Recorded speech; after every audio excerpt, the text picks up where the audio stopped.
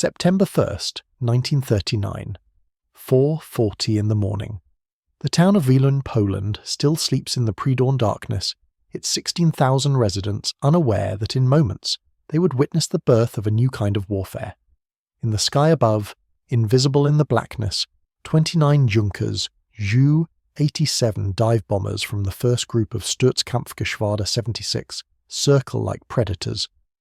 Below them, a peaceful Polish border town without military installations, without fortifications, without anti-aircraft defences. An undefended civilian community about to become ground zero for World War II.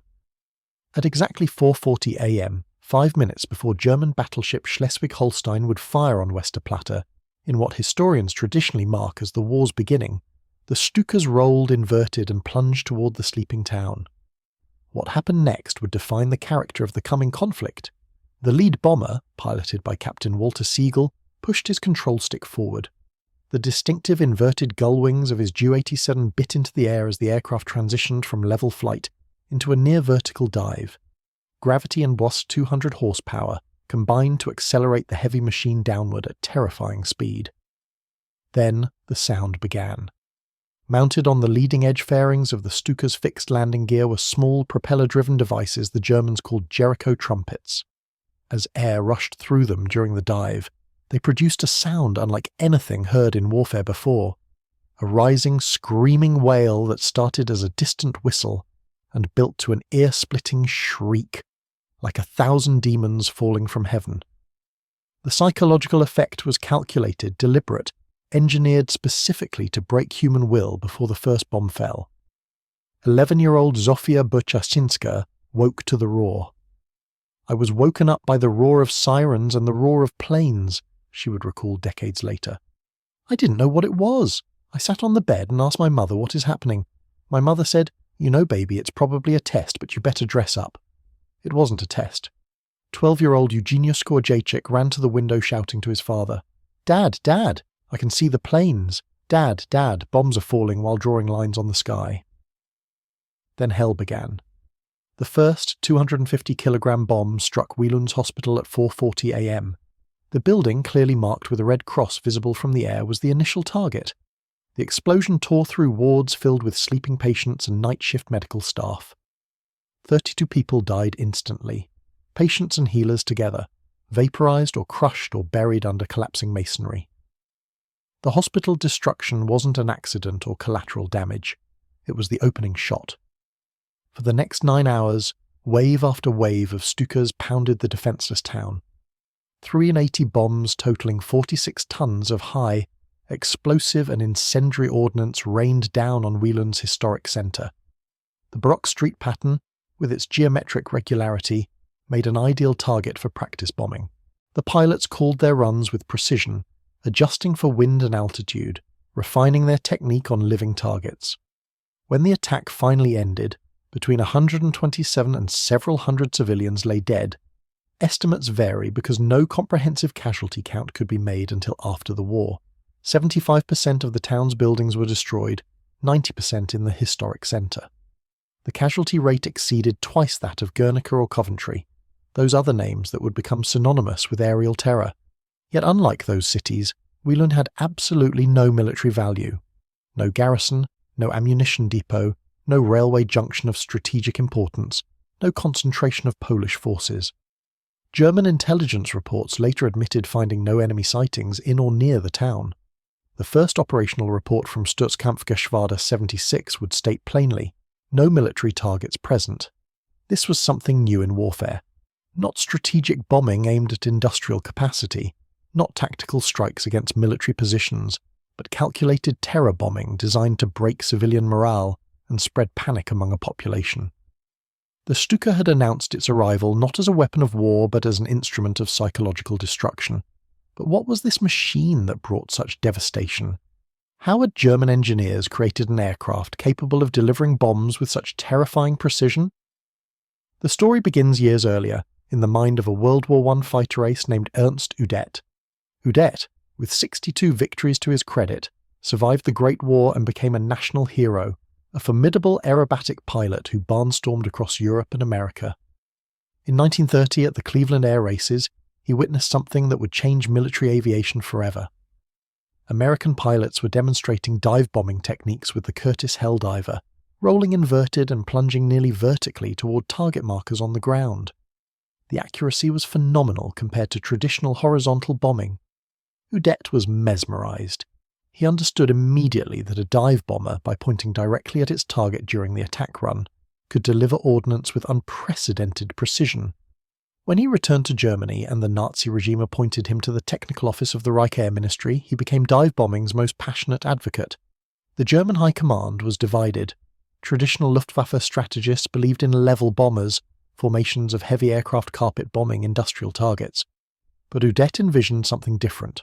Flying artillery, close air support for rapidly advancing ground forces, precision weapons delivery to destroy specific tactical targets.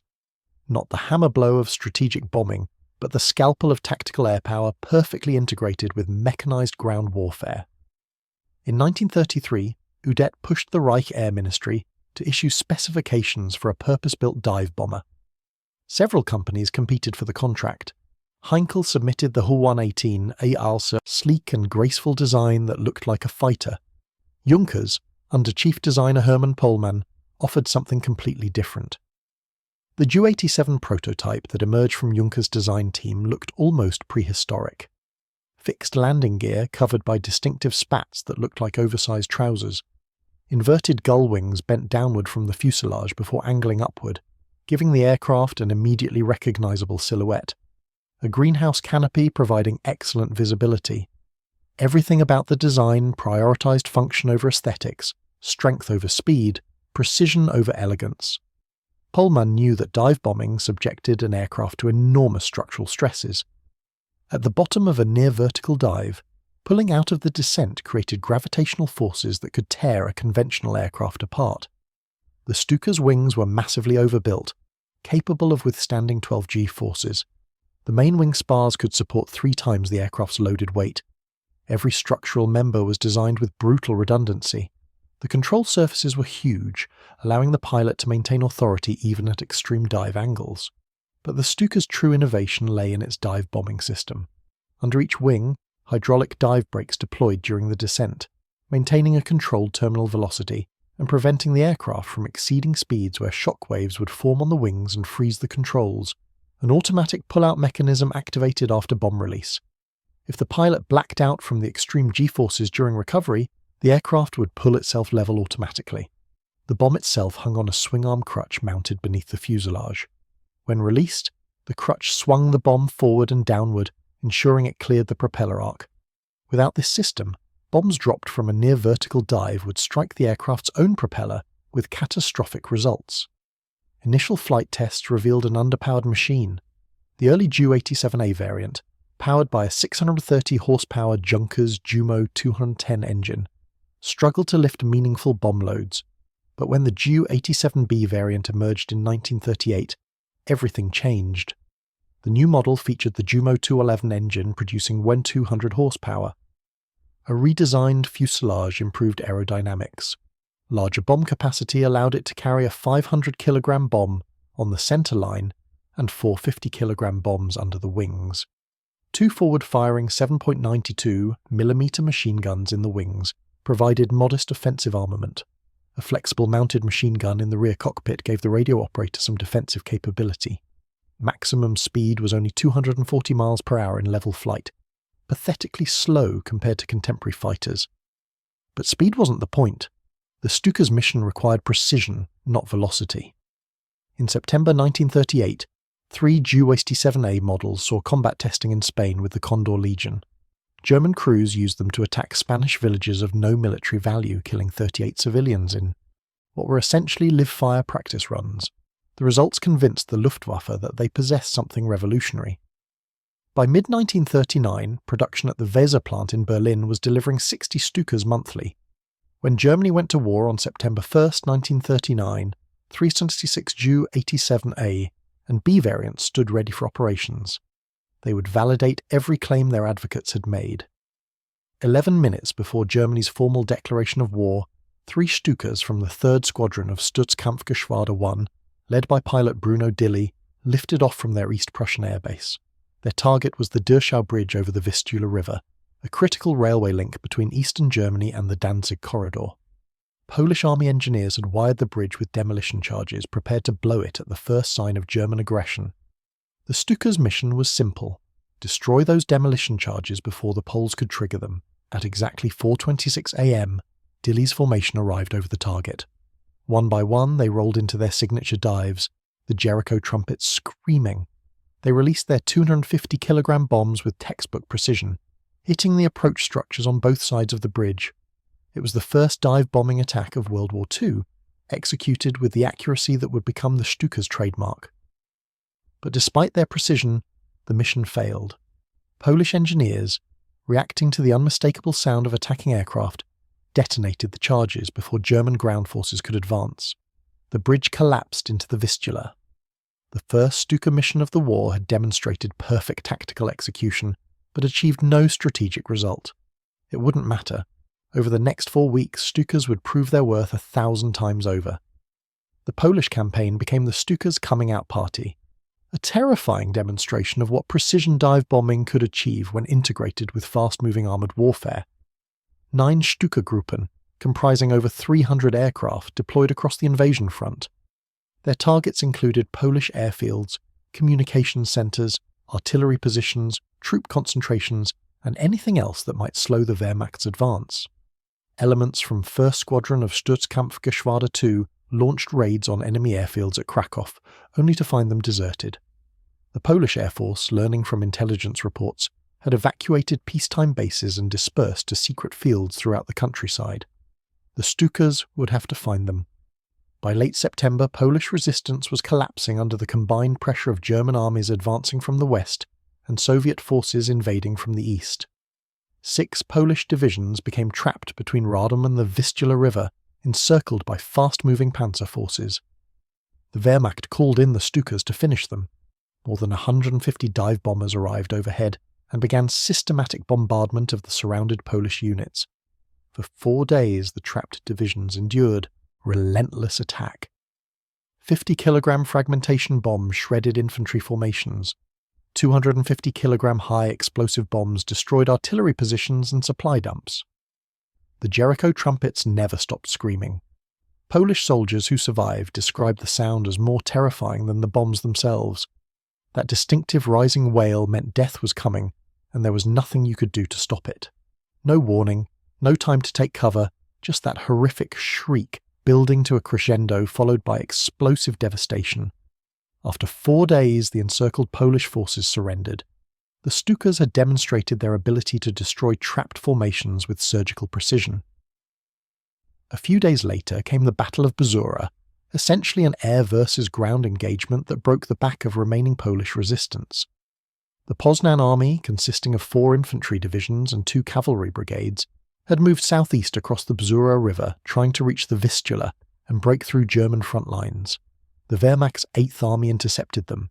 The Stukas arrived in force. During the Bzura battle alone, German dive bombers dropped 388 metric tons of ordnance on Polish defenders. The concentrated aerial bombardment, combined with artillery and ground forces, overwhelmed the Poznan army. Polish troops, many of them cavalry armed primarily for mounted warfare, had no defence against aerial attack. They could only endure. One Ju-87 pilot later recalled the experience.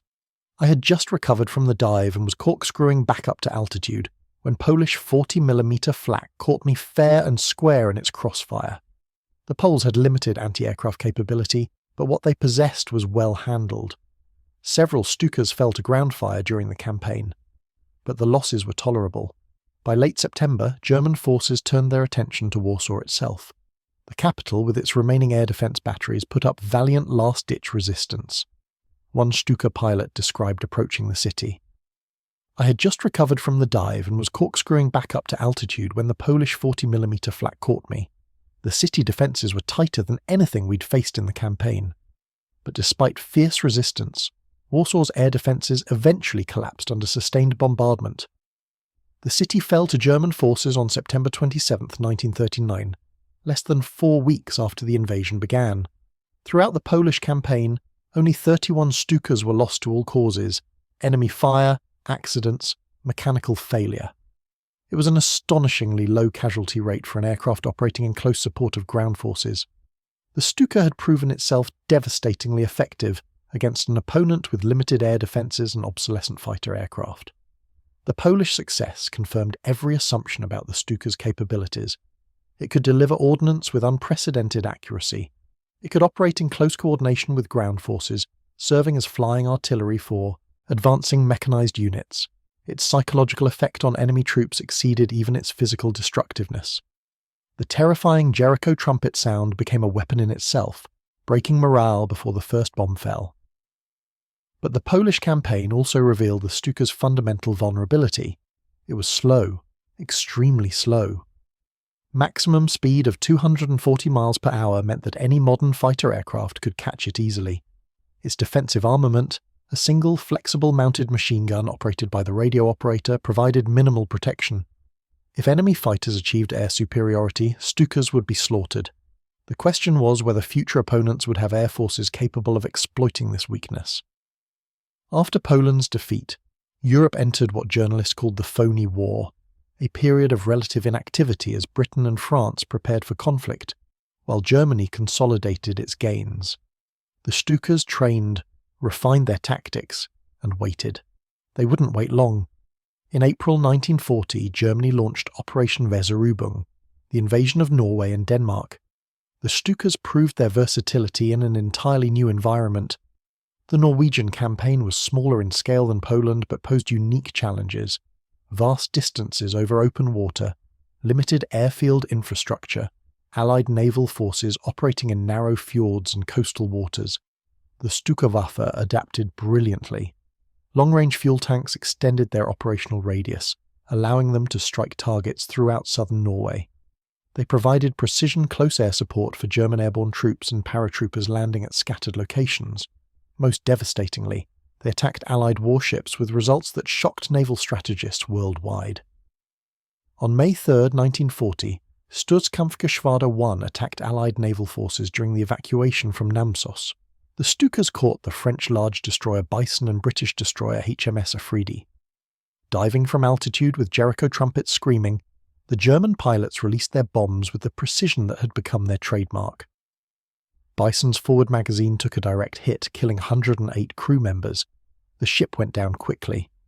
Afridi, which had taken on survivors from Bison, was hit in a follow-up attack. 63 British sailors died, along with 49 additional crewmen and 13 soldiers from Bison. Naval commanders watching from other ships reported being stunned by the Stuka's accuracy against moving vessels. Dive-bombing a ship travelling at 25 knots, manoeuvring evasively, presented enormous challenges, yet the Stukas consistently hit their targets. Off Namsos on May 5th, they caught and sank the Royal Norwegian Navy transports Afjord and Blafjeld. The small vessels carrying troops and supplies to Norwegian defenders had no defence against aerial attack. The Stukas destroyed them methodically. Throughout the Norwegian campaign, German dive bombers demonstrated their ability to operate in environments far removed from the Polish. Planes. They could fly extended overwater missions. They could sink warships and transports with remarkable consistency. They had become the most feared anti-shipping weapon in the German arsenal, but Norway was merely a prelude. On May 10th, 1940, the Wehrmacht launched Full Gelb, Case Yellow, the invasion of the Low Countries and France. Almost all of the Luftwaffe's 380 available Stukas were concentrated against Holland and Belgium initially, providing close air support for airborne troops landing at scattered points throughout both countries. The Stukas participated in one of the war's most spectacular operations. On May 10th, specially trained German glider troops landed atop the fortress of Ebenemeil at the confluence of the Albert Canal and the Maas River in Belgium. The fortress was considered impregnable, a massive concrete installation bristling with artillery that could dominate the surrounding territory. 85 paratroopers led by Oberleutnant Rudolf Witzig arrived in DFS-2 Thirsty gliders, landing directly on the fortress roof. The Stukas arrived shortly after, providing precision fire support as the paratroopers fought their way into the fortress interior. The combination of airborne assault and dive bomber support overwhelmed the Belgian defenders. On May 11th, reinforced by the German 151st Infantry Regiment, the fortress surrendered. Thus 200 Belgian soldiers laid down their arms. Eben Emael, the linchpin of Belgium's border defences, had fallen in less than 24 hours. The Stukas had proven they could support complex combined arms operations, coordinating with paratroopers and glider infantry to achieve objectives that would have been impossible for conventional forces. As the German advance pushed deeper into France, the Stukas revealed their true purpose. They weren't strategic bombers meant to destroy factories and cities. They were tactical weapons designed to support fast-moving ground forces. They operated as flying artillery for panzer divisions racing across French territory, destroying strong points and artillery positions that threatened the advance. On May 13, 1940, German forces reached the Meuse River at Sedan, a critical obstacle in the drive toward the Channel coast. French defenders held the far bank in strength, artillery and infantry dug into prepared positions. The Wehrmacht needed to force a crossing quickly, before French reserves could arrive and stabilise the front. The Stukas provided the answer. Throughout the day, wave after wave of dive bombers hammered French positions along the Meuse. The attacks were continuous, relentless, overwhelming. Whenever French artillery opened fire on German bridging equipment, Stukas appeared overhead within minutes, called in by radio-equipped forward liaison officers.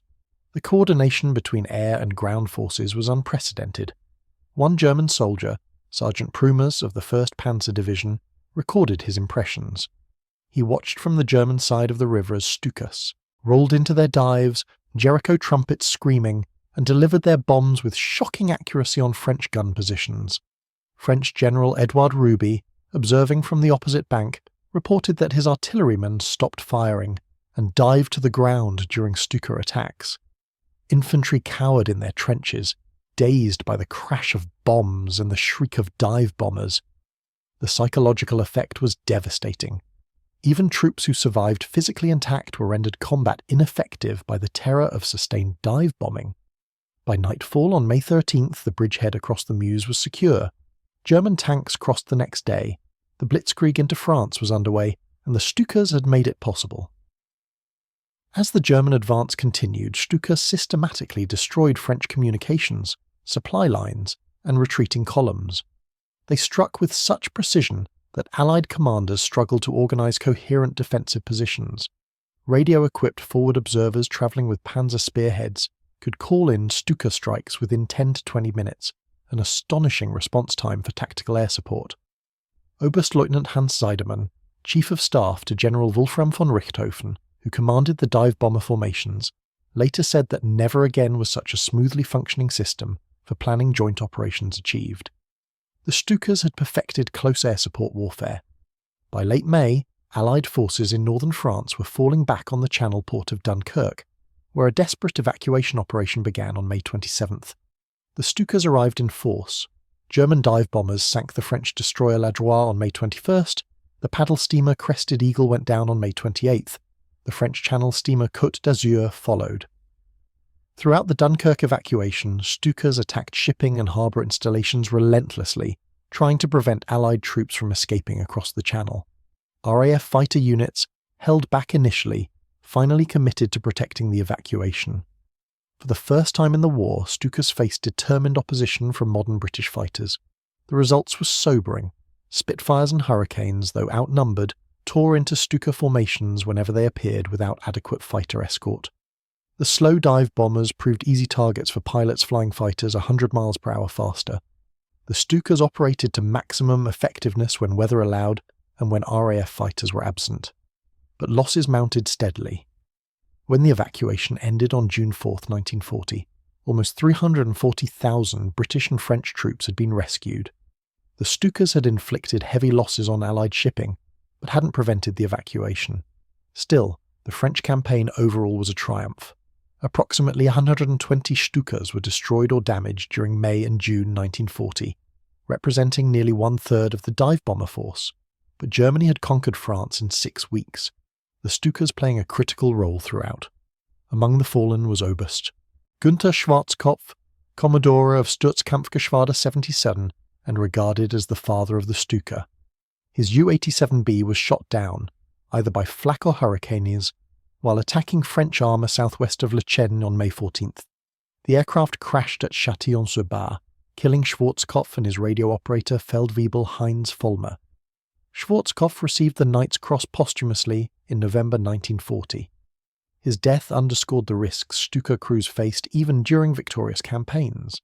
The losses in France revealed something that German planners couldn't ignore. When facing modern fighters flown by competent pilots, Stukas were vulnerable, extremely vulnerable. Their slow speed, lack of maneuverability, and minimal defensive armament made them sitting ducks once enemy fighters achieved air superiority. Critics had always stated that the Stuka depended totally on air superiority for success.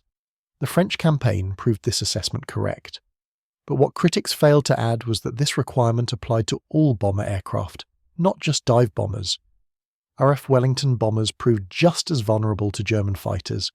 Later in the war, massive Allied four-engine bombers like the Lancaster and B-17 Fortress would suffer catastrophic losses whenever they operated without fighter escort. The Stuka's vulnerability was a function of being a bomber, not of being a dive bomber specifically. Nevertheless, German High Command now understood that the Stuka would dominate only against opponents who couldn't contest the skies. In June 1940, that understanding would be tested against the most formidable air force the dive bombers had yet faced. The Battle of Britain was about to begin. But before examining the Stuka's limitations, it's worth understanding what made the aircraft so terrifying to those on the receiving end. The technical specifications tell part of the story.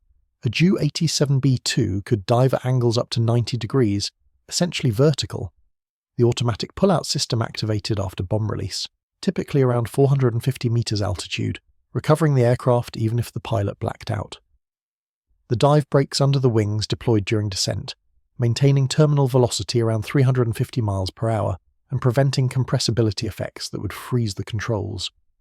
The swing-arm bomb crutch released the centerline weapon cleanly, swinging it away from the propeller arc. Bomb loads varied by mission. Maximum ordnance was nearly 4,000 pounds for short-range missions.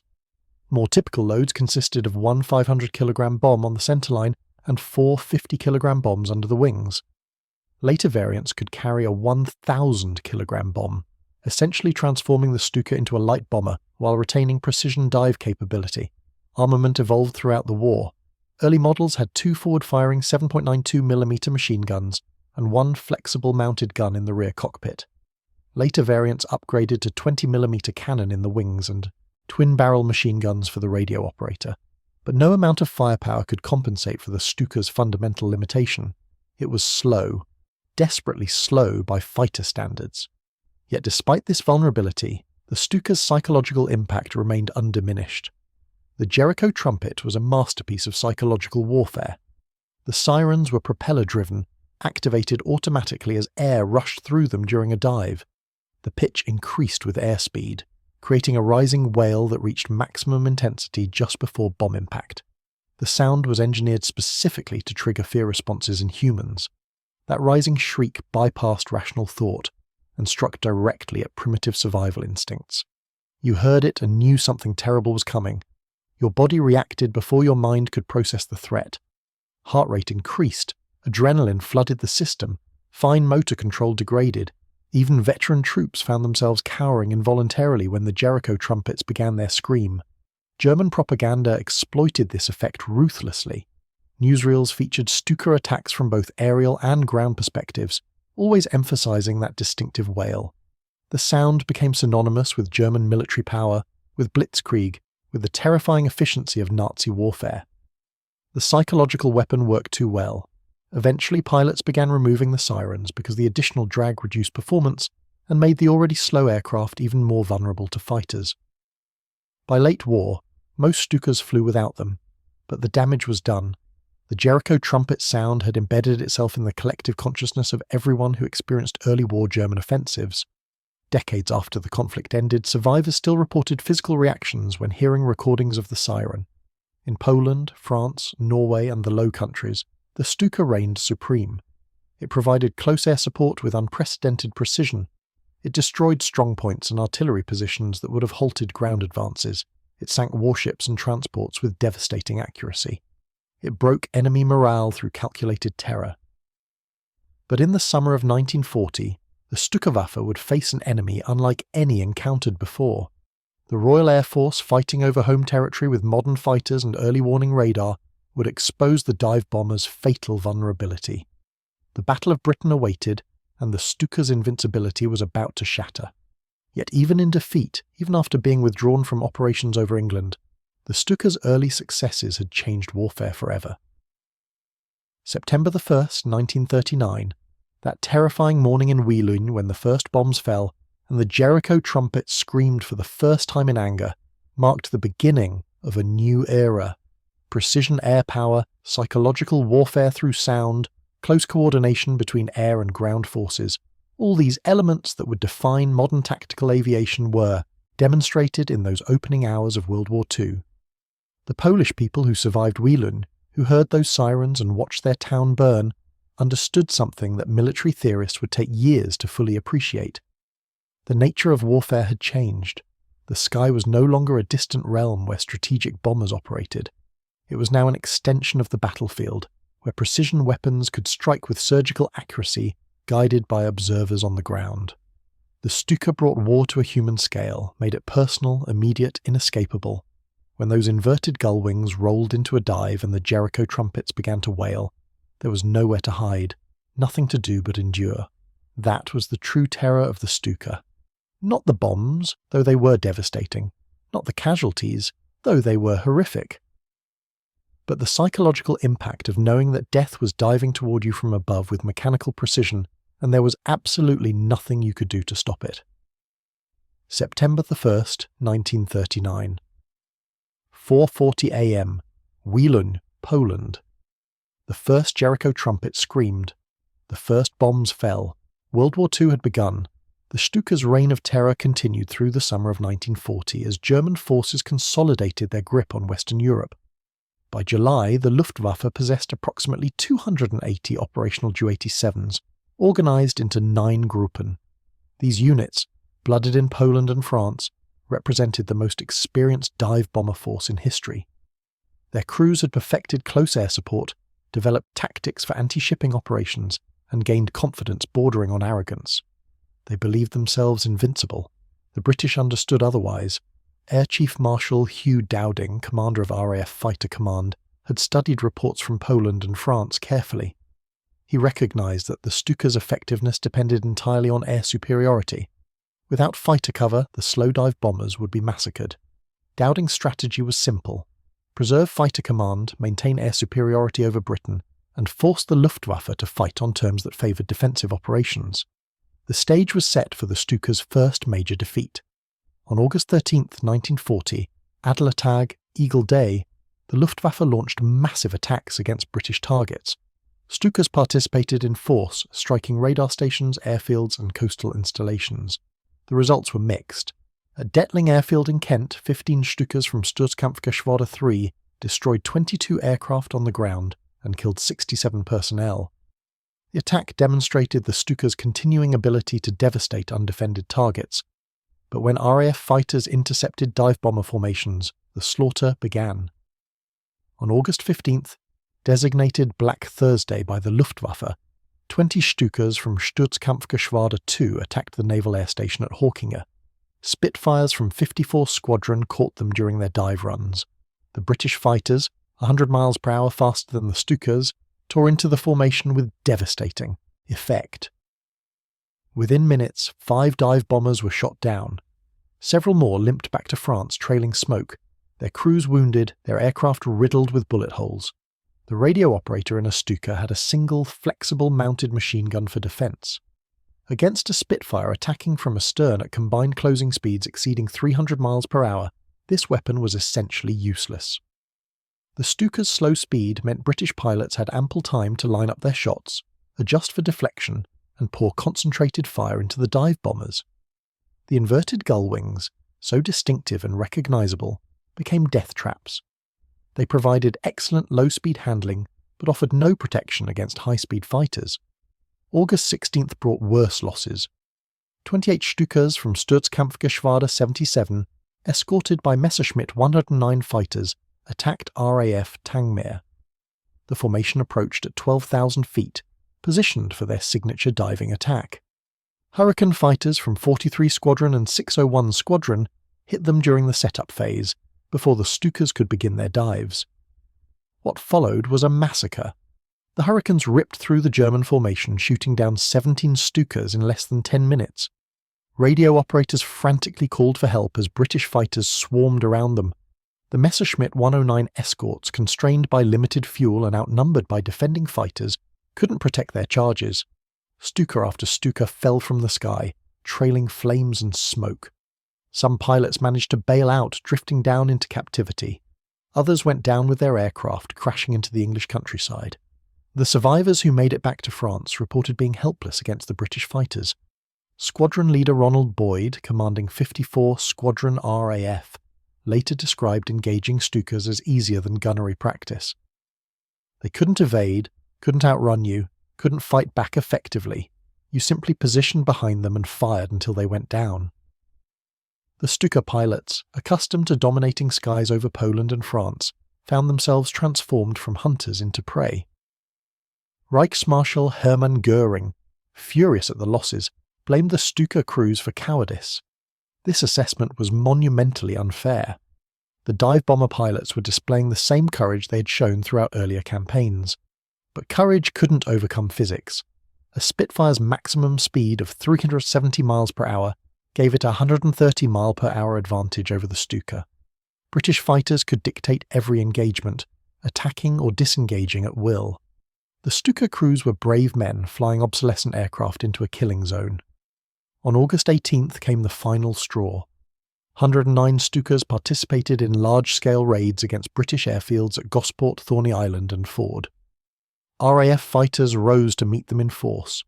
By day's end, 21 Stukas had been shot down, with dozens more damaged. The casualty rate was unsustainable. Sturzkampfgeschwader 77 alone lost 24 aircraft and crews during the Battle of Britain, nearly one-third of its strength. Göring made the only decision possible. On August 19th, he ordered all Stuka units withdrawn from operations over England. The dive bombers would be held in reserve for the planned invasion, Operation Sea Lion, should it proceed. The Stuka's invincibility had been shattered over the green fields of southern England. The aircraft that terrorised Poland and France proved helpless when facing determined fighter opposition. But this defeat, humiliating as it was, didn't diminish the Stuka's value in other theatres. The withdrawal from Britain freed the dive bomber units for operations elsewhere, in environments where they could operate without facing massed modern fighters. In the Mediterranean theatre, Stukas would find new hunting grounds. In January 1941, Fliegerkorps X, equipped with Ju-87s, deployed to Sicily to support Italian operations against British forces in North Africa. Their primary mission was attacking Royal Navy vessels in the Mediterranean. The Stukas immediately proved their worth.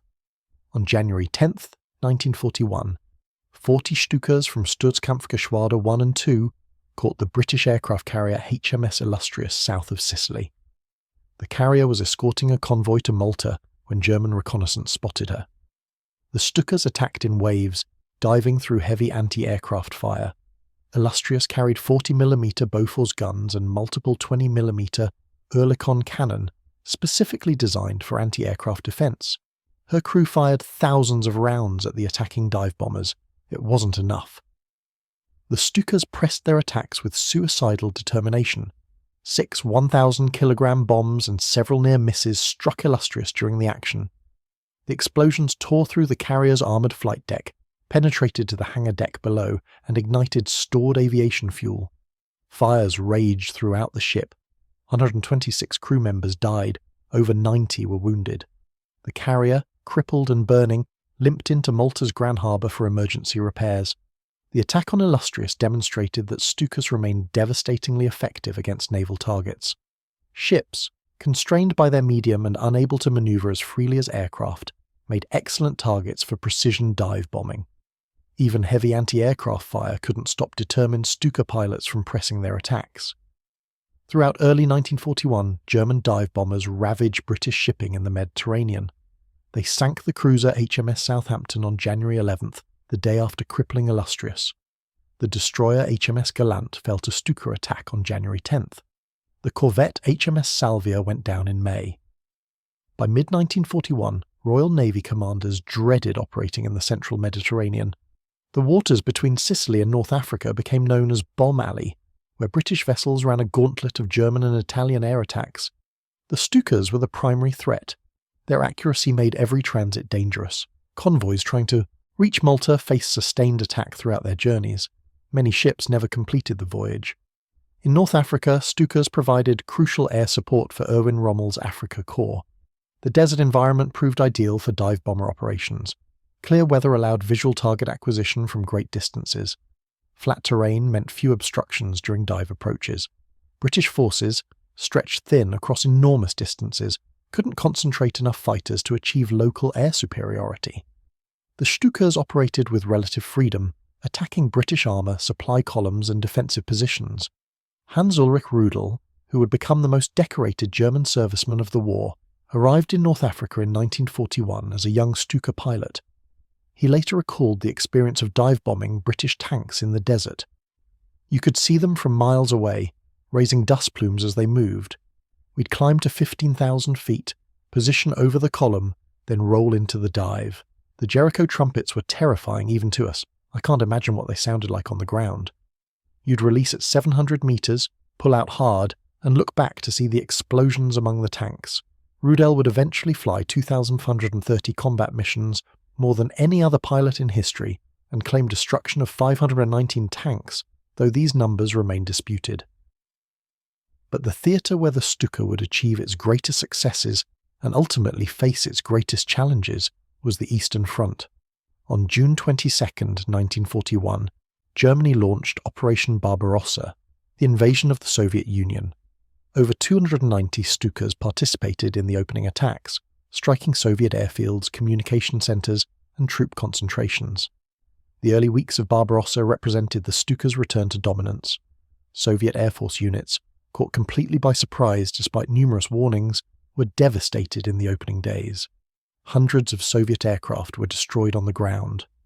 Those that managed to get airborne were mostly obsolescent types, like the I-15 and I-16, fighters dating from the Spanish Civil War that couldn't compete with German Messerschmitt 109 escorts.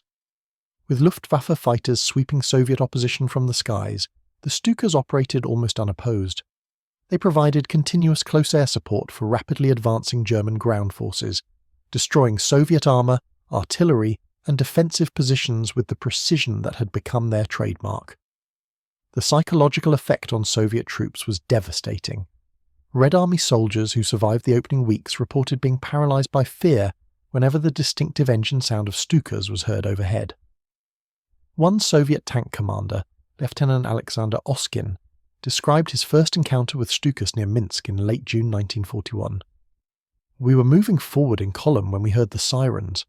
I didn't know what they were at first, just this rising scream that seemed to come from everywhere at once. Then I saw them, these strange aircraft with bent wings diving almost vertically. The bombs fell with incredible accuracy. The tank ahead of mine simply disappeared in an explosion. We abandoned our vehicles and ran. There was nothing else we could do." The German advance into the Soviet Union during summer and fall 1941 represented mechanized warfare at its most devastating, and the Stukas were integral to that success. But the Eastern Front would also reveal the dive bombers' continuing vulnerability. The Soviet forces retreated deeper into their territory. New fighter types began appearing. The MiG-3, LGG-3, and particularly the Yak-1 were modern designs capable of challenging German fighters on equal terms. When these Soviet fighters achieved local air superiority, the Stukas suffered. Throughout 1941 and 1942, German dive bomber losses on the Eastern Front mounted steadily. Not to catastrophic single-day massacres like the Battle of Britain, but to gradual attrition that was equally unsustainable. Soviet anti-aircraft defences also proved far more extensive than anything encountered in earlier campaigns. The Red Army fielded enormous numbers of anti-aircraft guns, from 37mm automatic cannon to 85mm heavy guns. Soviet gunners, though initially inexperienced, learned quickly.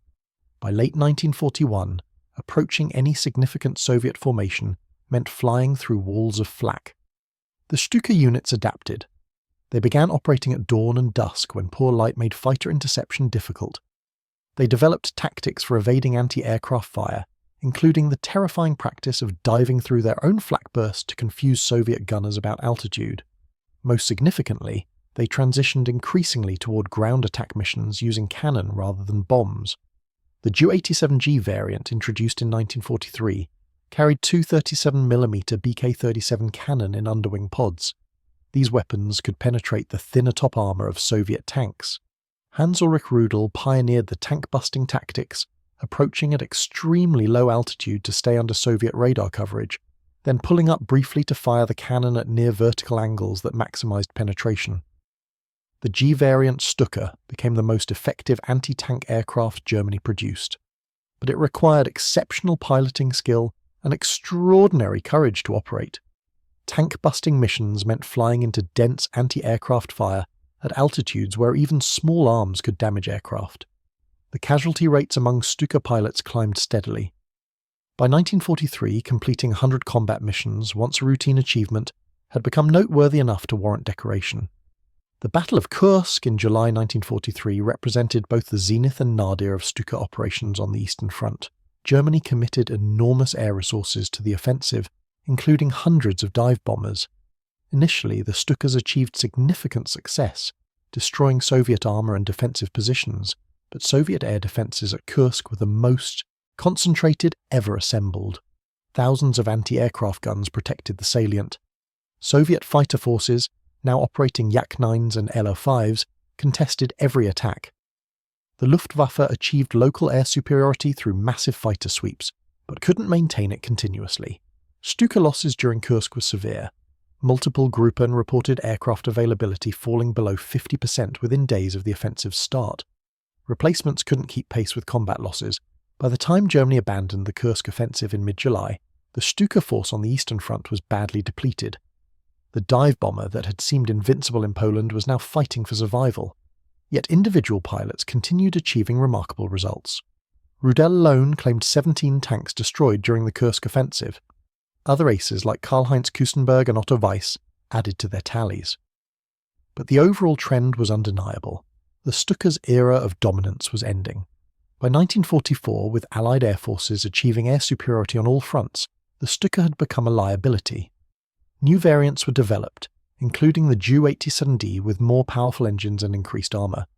But these improvements couldn't overcome the fundamental limitation that had always constrained the dive bomber. It was slow.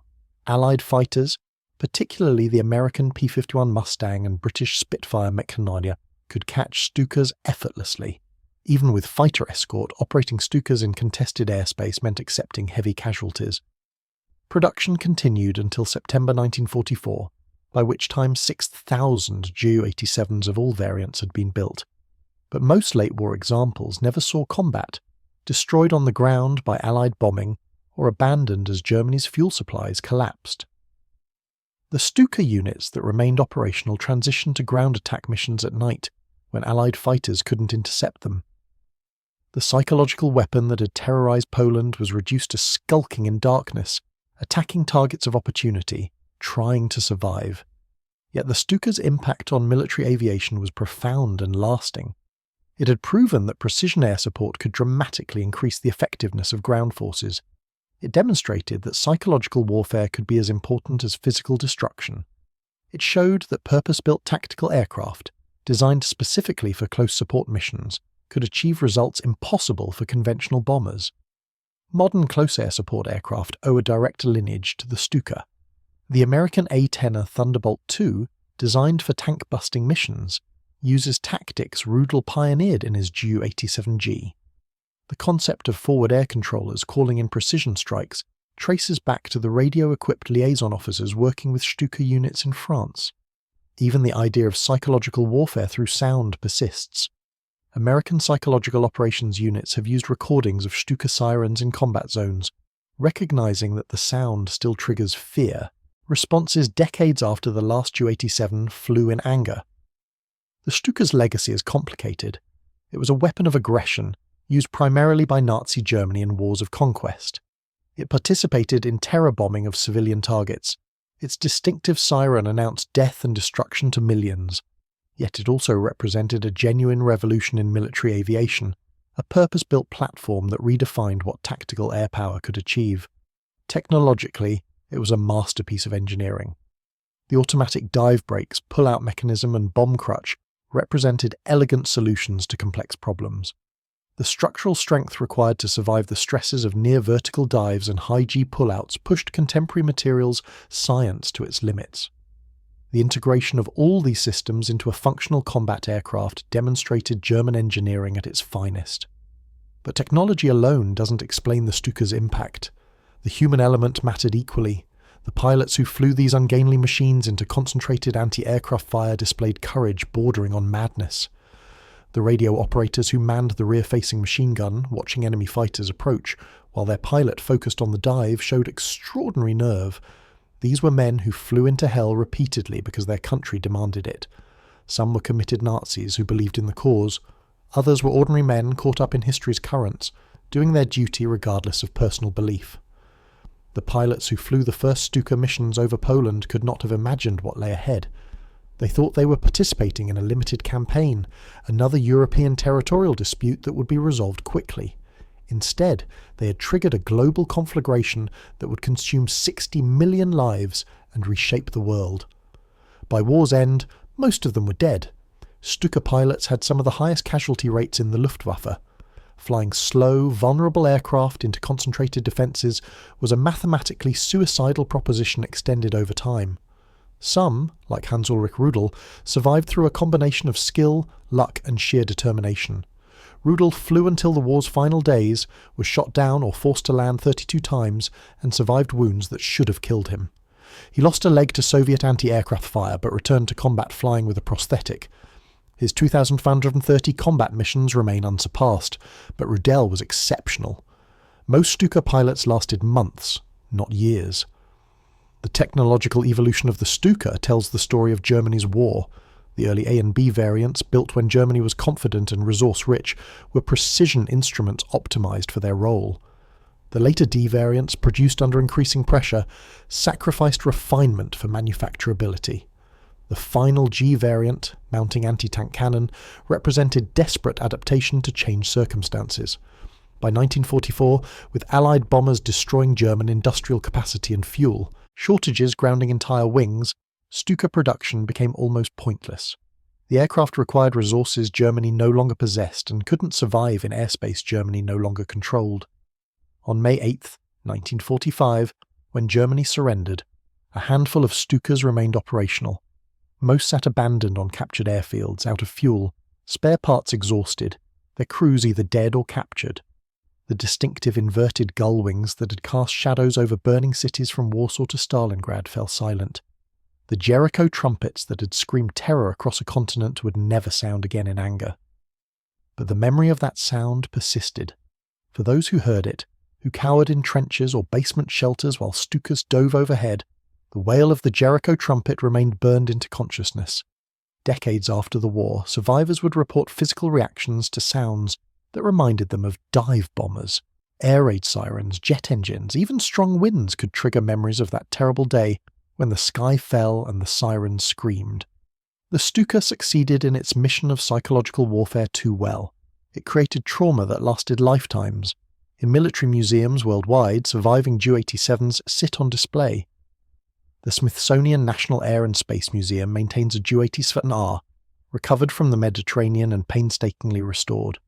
The Royal Air Force Museum displays a Ju-87D recovered from Libya. These aircraft draw crowds of visitors who marvel at their ungainly appearance. The fixed landing gear looks impossibly primitive. The inverted gull wings seem awkward. The cockpit appears cramped and uncomfortable. It's hard to reconcile these museum pieces with the terror they once inspired. But run audio recordings of the Jericho trumpet siren through the museum speakers and watch visitors' reactions. Even people born decades after the war, who never experienced combat, respond to that sound. Hearts beat faster. Conversations stop. People look up involuntarily, checking the sky. The psychological weapon designed by Ernst Udet and Hermann Pohlmann still works, even as a historical recording. The Stuka entered combat on September 1, 1939, above a Polish town with no military significance. It departed the war on May 8, 1945, as an obsolescent relic superseded by jet aircraft and guided missiles. In the 6 years between, it had transformed from object of terror to historical curiosity. The lessons it taught shaped modern air power doctrine. Close air support requires air superiority. Precision matters more than payload. Psychological warfare can multiply physical effects. Combined arms coordination wins battles.